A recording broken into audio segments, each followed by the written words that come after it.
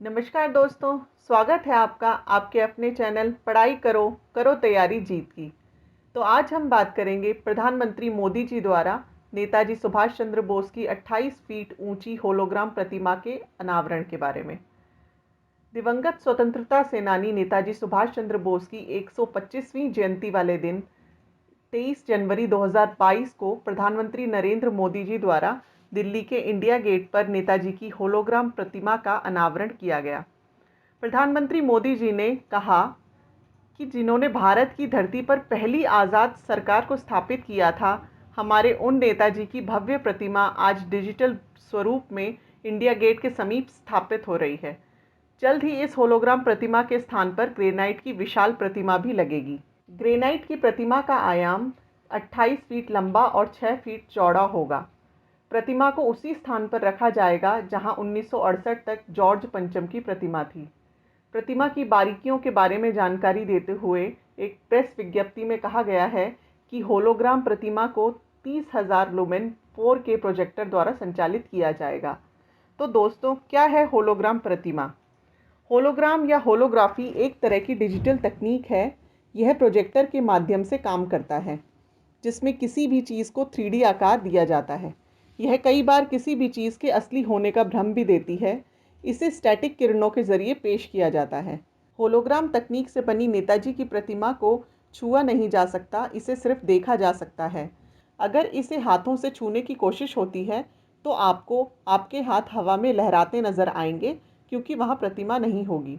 हालांकि कुछ दूरी से देखने पर वहाँ प्रतिमा के होने का एहसास होगा। आपको ये जानकर हैरानी होगी कि जहाँ नेताजी सुभाष चंद्र बोस की मूर्ति लगाई गई है, वहाँ पहले भी किसी की तस्वीर लगी थी।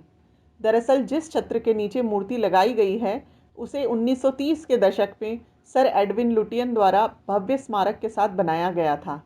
फिलहाल खाली पड़ी इस छत्र के नीचे इंग्लैंड के पूर्व राजा जॉर्ज पंचम की एक मूर्ति रखी गई थी। वर्ष 1968 में ब्रिटिश राज के समय की अन्य मूर्तियों के साथ इस प्रतिमा को भी मध्य दिल्ली के कोरोनेशन पार्क में स्थानांतरित कर दिया गया। 1960 के दशक में जॉर्ज पंचम की मूर्ति लगी हुई थी। फिलहाल अब प्रतीक के रूप में केवल एक छत्र भर रह गई है, जहां अब नेताजी की प्रतिमा लगाई जाएगी। तो दोस्तों, अब हम बात करेंगे सुभाष चंद्र बोस आपदा प्रबंधन पुरस्कार के बारे में। हमारे देश में वर्षों तक आपदा का विषय एग्रीकल्चर डिपार्टमेंट के पास रहा था। इसका मूल कारण ये था कि बाढ़, अतिवृष्टि, ओले गिरना, इनसे बनी स्थितियों से निपटने का जिम्मा कृषि मंत्रालय के पास था।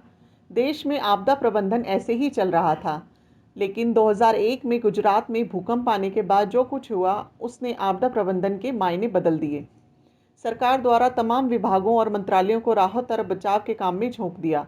उस समय के जो अनुभव थे, उनसे सीखते हुए ही 2003 में Gujarat state disaster management act बनाया गया। प्रधानमंत्री ने 23 जनवरी को स्थापना समारोह में वर्ष 2019, 2020, 2021 और 2022 के लिए सुभाष चंद्र बोस आपदा प्रबंधन पुरस्कार भी प्रदान किए। समारोह के दौरान कुल 7 पुरस्कार प्रदान किए। इस पुरस्कार की घोषणा हर साल 23 जनवरी को स्वतंत्रता सेनानी नेताजी सुभाष चंद्र बोस की जयंती पर की जाती है। इसमें 51 लाख रुपए का नगद पुरस्कार और संस्था के मामले में एक प्रमाण पत्र और एक व्यक्ति के मामले में 5 लाख रुपए और एक प्रमाण पत्र दिया जाता है। गुजरात आपदा प्रबंधन संस्थान GIDM और सिक्किम राज्य आपदा प्रबंधन प्राधिकरण के उपाध्यक्ष विनोद शर्मा को आपदा प्रबंधन में उत्कृष्ट कार्य के लिए 2022 के सुभाष चंद्र बोस आपदा प्रबंधन पुरस्कार के लिए चुना गया।